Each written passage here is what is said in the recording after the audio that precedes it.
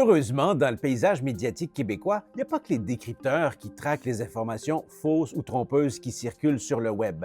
Le détecteur de rumeurs est une référence incontournable et on tenait à souligner ses 10 ans d'existence et d'excellence. Lancé par l'agence Science Presse, le détecteur de rumeurs est une rubrique de vérification de faits centrée sur l'actualité scientifique. Je me suis rendu dans leurs locaux pour aller jaser avec deux instigateurs de cette initiative qui gagne à être connue. Et on voyait apparaître un peu partout dans le monde des organismes voués au fact-checking, à la vérification des faits.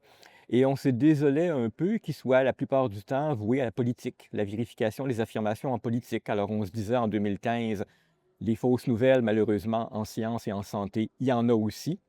Alors on avait proposé cette idée-là. On avait eu aussi une discussion avec le scientifique en chef du Québec qui, à la même époque, se désolait d'une éclosion de rougeole dans la région de Joliette.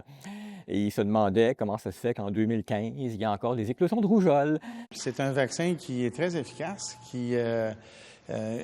pour lequel les gens ne devraient avoir aucune peur. Là, mais on tombe malheureusement dans les libertés individuelles. Et nous qui réfléchissions aux fausses nouvelles, à la désinformation, on lui avait littéralement pitché cette idée-là d'une rubrique de vérification des faits. Et c'est grâce à un financement du scientifique en chef que la rubrique est née en 2016. Très, très rapidement, on s'est mis à faire aussi des textes pour faire de l'éducation aux médias, faire des ateliers dans les classes. Vous De sentiez que vraiment- ça manquait? Ah oui, oui, dès le départ, on savait que le détecteur de rumeurs, les textes de déboulonnage, c'était pas suffisant, qu'il fallait aussi outiller les gens, leur apprendre des astuces pour distinguer une information scientifique fiable de celle qui ne l'est pas. Le biais de confirmation, c'est ce qui nous pousse à favoriser l'information qui confirme nos croyances et ignorer celles qui nous déplaisent. Donc, très, très rapidement, on a commencé à aller dans les, par exemple, Expo Sciences, dans les classes, les cégeps. Et il y a tellement eu une réponse immédiate qu'on s'est dit, voilà, on savait qu'il y avait un filon pour aider les jeunes et les moins jeunes à vraiment avoir les outils pour qu'ils puissent eux-mêmes départager le vrai du faux. Entre ces moments-là et l'époque à laquelle on se trouve, plusieurs choses se sont passées. Oui. La COVID, je présume, a été un point tournant pour vous et pour le journalisme scientifique. Ça a été un point tournant, malheureusement, pas si imprévisible que ça, parce qu'on était de ceux qui, dès 2016-2017, disaient que tôt ou tard, il va y avoir une épidémie, une pandémie, et il va y avoir tôt ou tard des fausses nouvelles à profusion. Déjà, vous en aviez cette impression-là? On ne pouvait pas prévoir qu'il y aurait une pandémie, mais forcément, le mouvement anti-vaccin, par exemple, on l'observait dès 2016-2017. Avant la pandémie. Ah oui. Et il y a des chercheurs qui, après coup, lorsque la pandémie est arrivée, ont dit le mouvement anti-vaccin n'attendait que ça, une opportunité que ça, pour prendre toute cette place-là. Ils étaient déjà organisés, déjà coordonnés, ils avaient déjà leur réseau, ils étaient littéralement prêts. Je ne veux pas dire que le mouvement anti-vaccin avait prévu qu'il y aurait une pandémie, mais ils étaient tellement bien organisés avec l'aide des réseaux sociaux que la pandémie les a aidés.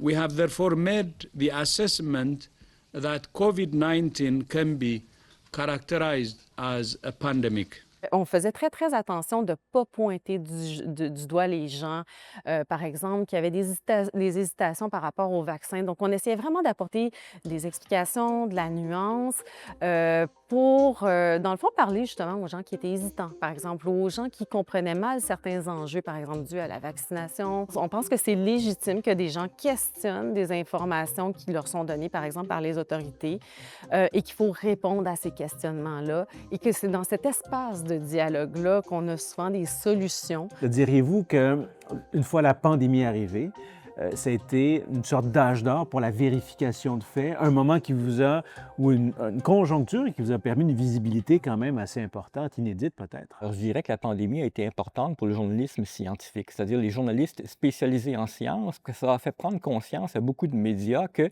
y avait là un angle mort dans leur couverture, que ça prenait des journalistes qui ont une connaissance, non pas de c'est quoi un virus ou l'épidémiologie, mais qui ont une connaissance de c'est quoi une étude, qu'est-ce qui distingue deux études, qu'est-ce qui fait que certaines études sont plus importantes que d'autres. Il y avait des lacunes. Il y avait des lacunes, jusqu'à la confusion entre un scientifique et un expert.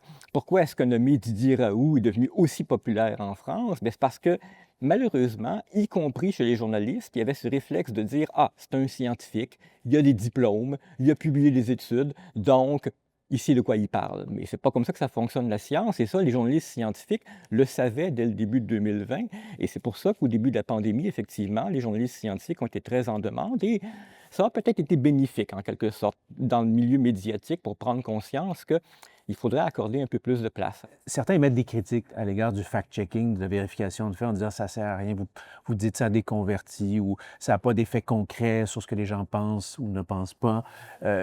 On se fait souvent dire ça aux décrypteurs. On a nos réponses à tout ça, mais quelles sont les vôtres? On s'est rendu compte depuis longtemps avant même le détecteur de rumeurs, qu'il y a une partie de la population qui souffre d'un complexe d'infériorité face à la science.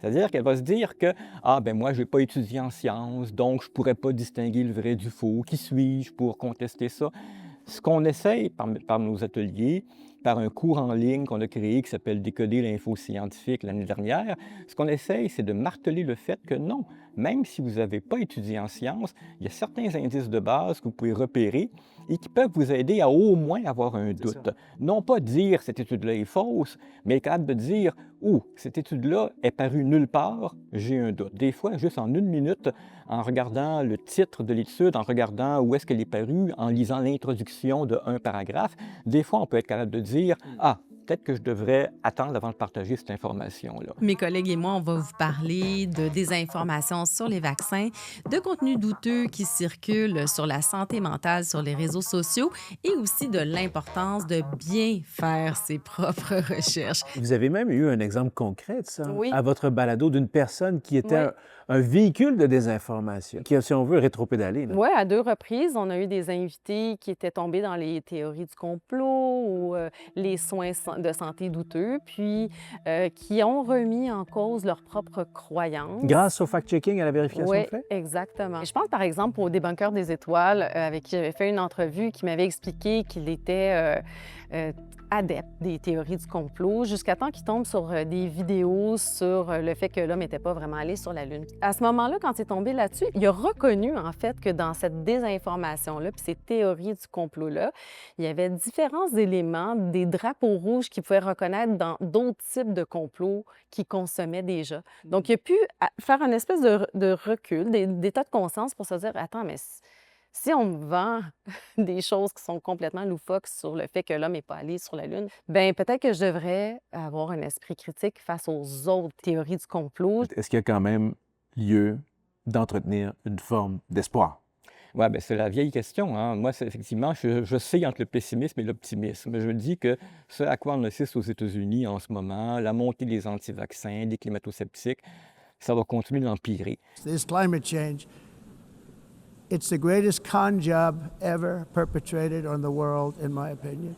Mais j'ai espoir qu'à un moment donné, il va y avoir un retour du pendule, c'est-à-dire qu'il va y avoir des conséquences peut-être malheureusement catastrophiques qui vont faire prendre conscience à des gens, oh pelaille, peut-être qu'on est allé trop loin dans l'anti-science, l'anti-université, l'anti-éducation, l'anti-vaccin.